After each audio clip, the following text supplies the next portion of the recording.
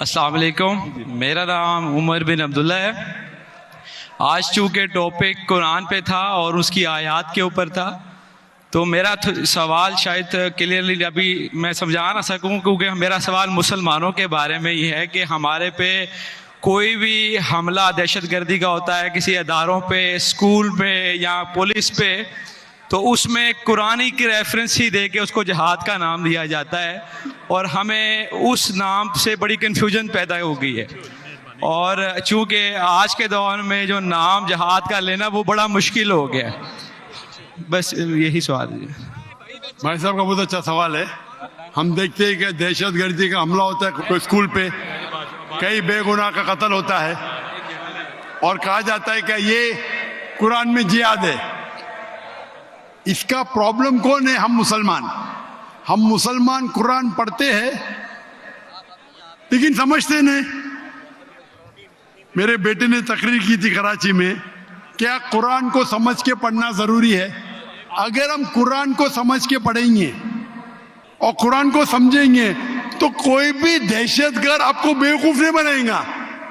آپ بیوقوف بن جاتے کیونکہ وہ دہشت گرد بولتا ہے کہ اسکول میں اٹیک کرو، بچوں کا قتل کرو، آپ جنت جائیں گے۔ یہ جتنے دہشت گرد ہیں نا، ان کو غیر مسلمان اکثر غیر مسلمان ان کو سپورٹ کرتے، غیر مسلمان سپورٹ کرتے اسلام کو بدنام کرنے کے لیے، ان کو پیسہ دیتے اور قرآن کی آیت کو آؤٹ آف کانٹیکسٹ غلط حوالہ دے کے پیش کرتے۔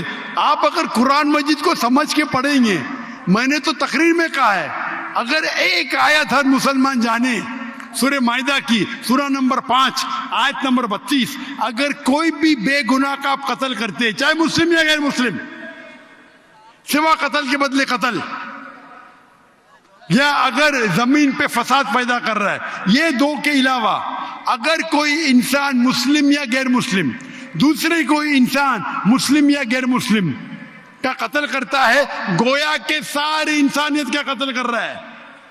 اور اگر ایک انسان دوسرے انسان کا، چاہے مسلم یا غیر مسلم ہو، اس کی جان بچاتا ہے تو گویا کہ ساری انسانیت کی جان بچا رہا ہے۔ اگر یہ آیت آپ اپنے دماغ میں، ذہن میں رکھے تو کوئی بھی دہشت گرد آپ کو بیوقوف نہیں بنا سکتا ہے۔ غلطی کس کی؟ آپ کی۔ ڈاکٹر ذاکر نائک نے کہا ہم جا کے چیک کریں گے، گھر پہ جا کے کھولو سورہ مائدہ سورہ نمبر 5 آیت نمبر 32 ترجمہ پڑھو، اور آپ کو پتہ ہے کہ قرآن میں کبھی بھی کانٹرڈکشن نہیں ہے، کبھی بھی ٹکرار نہیں ہے۔ تو ایک آیت آپ کے دماغ میں آپ یاد کر لو، کوئی بھی دہشت گرد آپ کو بیوقوف نہیں بنا سکتا ہے۔ غلطی کس کی؟ آپ کی۔ یہ غیر مسلمان کیا کرتے ہیں؟ کچھ مسلمان کو بھڑکاتے ہیں اور کچھ قرآن کی آیت اور حدیث کو، آیت کو توڑ مروڑ کے پیش کرتے، اور وہ کیا کرتے؟ اپنے نوجوان مسلمان کو بھڑکاتے۔ اس پہ تقریر دی ہے میں نے، اس ٹیررزم و مسلم مونوپولی، ایک تقریر کی ہے میں نے، دہشت گرد اور جہاد اسلام کے پس منظر میں، دیکھیے آپ، اور ڈیٹیل میں آنسر دیا ہوں میں۔ غلطی ہماری ہے کہ ہم قرآن مجید کو سمجھ کے نہیں پڑھتے۔ قرآن مجید سمجھ کے پڑھیں گے تو کوئی بھی آپ کو بیوقوف نہیں بنائیں گے۔